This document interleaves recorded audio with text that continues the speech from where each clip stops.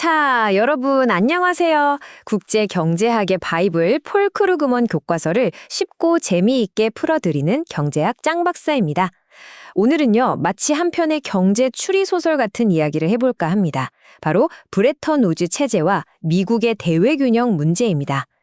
아니, 전 세계의 경제 안정을 위해서 정말 거창하게 만들어진 시스템인데 이게 왜 스스로의 무게를 못 이기고 무너져 내렸을까요? 그 속에 숨어있던 아주 치명적인 결함, 오늘 저랑 같이 한번 파헤쳐 보겠습니다. 자, 그럼 먼저 거의 30년 동안 세계 경제를 지배했던 이 게임의 룰이 도대체 뭐였는지부터 한번 살펴보죠. 이게 무슨 말이냐면요. 아주 간단해요. 미국 달러는 금 1온스당 35달러 이렇게 딱 묶어놓고요. 다른 모든 나라들의 통화는 전부 그 달러에 다시 묶어놓은 거예요. 그러니까 달러가 세계 금융의 중심, 그야말로 기준 통화가 된 거죠.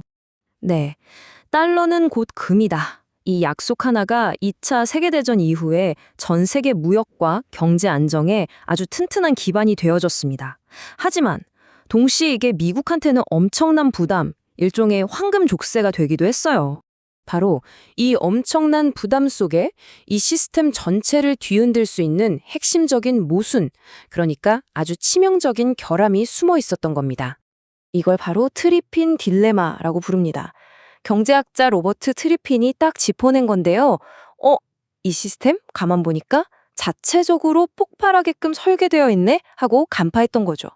그러니까 핵심은 이거예요. 한쪽에서는 세계 경제가 성장하려면 달러가 계속 더 많이 필요하잖아요.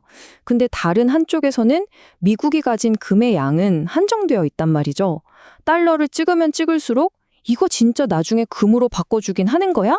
하는 의심이 커질 수밖에 없는 그런 구조였던 겁니다. 이 비유가 정말 기가 막히죠? 마을에 은행가가 딱 한 명 있는데 이 사람이 발행한 지폐가 돈이에요. 마을이 성장하려면 돈을 더 찍어야 하잖아요. 근데 지폐가 너무 많아지니까 사람들이 슬슬 불안해하는 거예요. 저 은행가 금고에 진짜 저만큼 금이 있긴 한가? 하고요. 당시 미국이 처한 상황이 바로 이거였습니다. 이 딜레마 때문에 미국의 정책 담당자들은 정말이지 불가능한 임무에 직면하게 됩니다. 국내에서는 완전 고용과 물가 안정, 이걸 대내 균형이라고 하죠. 이걸 달성하면서 동시에 국제 수지 안정, 즉 대외 균형이라는 숙제까지 해결해야 했거든요. 두 마리 토끼를 동시에 잡아야 했던 거죠. 우리 교과서에 나오는 바로 이 그래프인데요. 복잡해 보이지만 핵심은 간단합니다. 저기 II 곡선이 국내 경제 목표, XX 곡선이 국제 경제 목표예요. 두 가지를 동시에 만족시키는 최적의 지점은 저 교차점 딱 하나뿐인데 쓸 수 있는 정책 카드는 한정되어 있다는 거죠. 이건 뭐 움직이는 관역 두 개를 화살 하나로 맞추라는 거랑 똑같은 상황이었어요. 말 그대로 두 마리 토끼를 동시에 잡을 수가 없었던 겁니다. 국내 문제를 해결하려고 하면 대외 균형이 무너지고 대외 균형을 맞추려고 하면 국내 경제가 힘들어지는 그런 딜레마에 계속 빠졌던 거죠.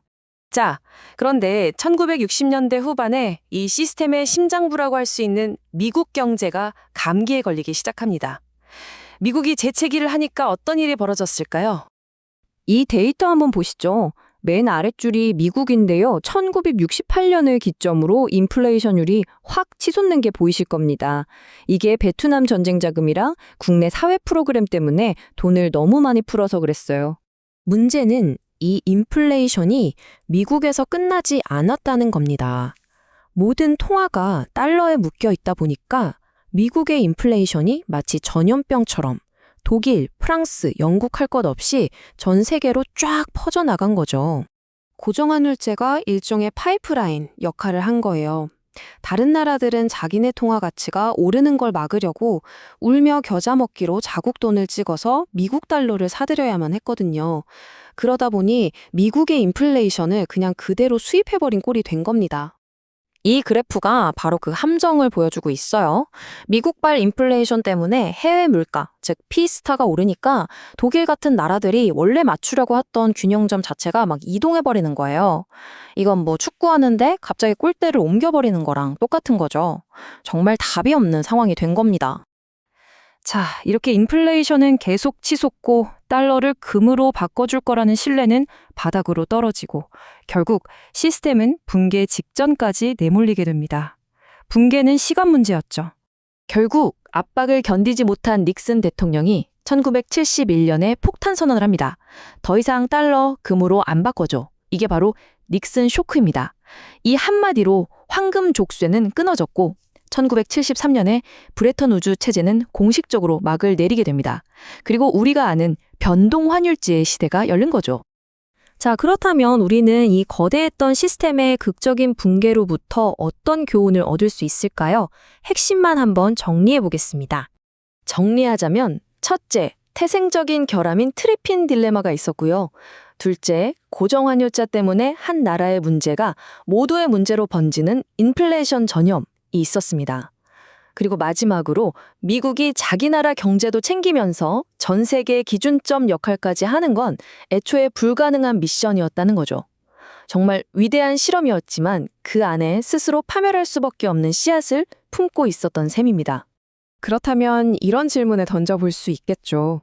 지금 우리가 사는 이 시대의 국제통화제도는 과연 브레턴 우즈가 남긴 교훈들을 완벽하게 극복했다고 말할 수 있을까요?